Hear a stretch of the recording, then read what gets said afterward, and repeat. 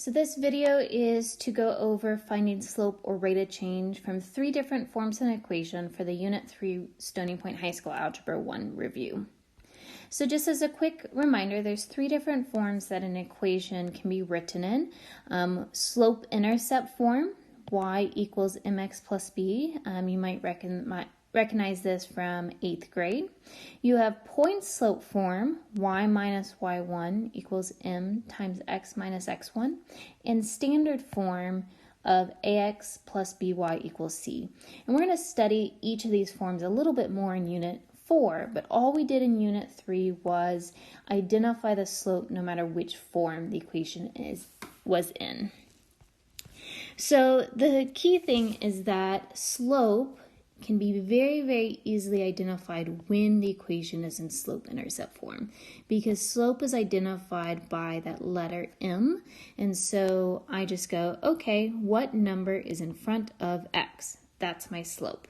So in my example, y equals 3/4 x minus 2, I find my x, and I say, what number is in front? 3/4. That's my slope, and I'm done.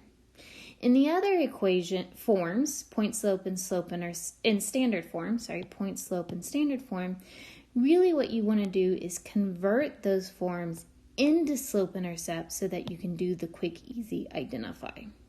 So the first thing with point slope is to get rid of those parentheses by distributing. And so negative 1/2 times x is negative 1/2 x. And negative 1/2 times a positive 4, negative times a positive is a negative. 1/2 times 4 is 2. So negative 1/2 times a positive 4 is negative 2. On the other side of the equation, I haven't done anything, so I'm just going to carry that down.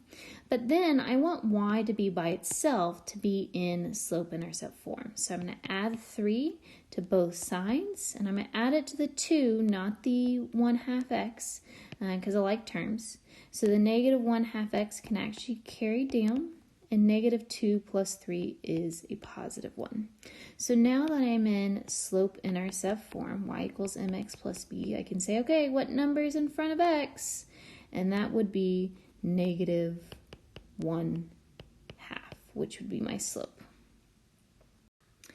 For standard form, ax plus by equals c, or the example 2x minus 3y equals 6, remember your goal is to get y by itself so that you're in that form y equals mx plus b.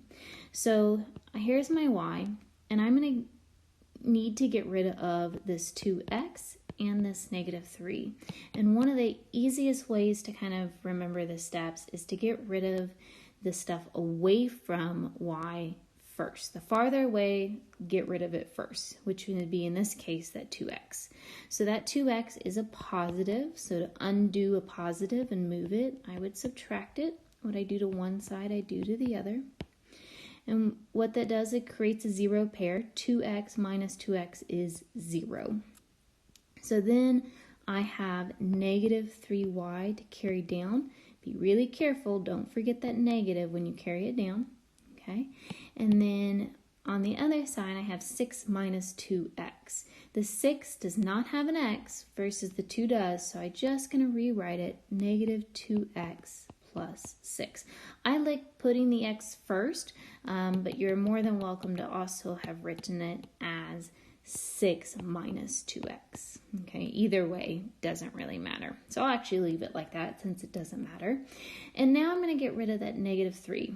And this is negative 3y, which is the same thing as negative 3 times y. And the opposite of times or multiplication is division. What I do to one thing, I do to the other, and I have to do it to everything on the other side. So keep that in mind. So 6 divided by negative 3 is negative 2. And negative 2x divided by negative 3, negative divided by negative is a positive.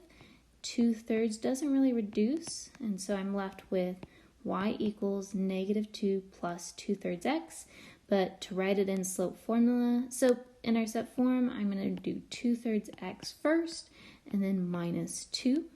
So now I can say, what number is in front of x? Well, that is 2/3. So that is my slope.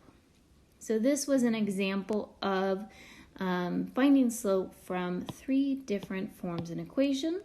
Just remember that the key thing is that if you are given point slope or standard, to convert it into slope-intercept form, to solve for y first, and then you can identify slope because it's the number in front of x. Hope this helps.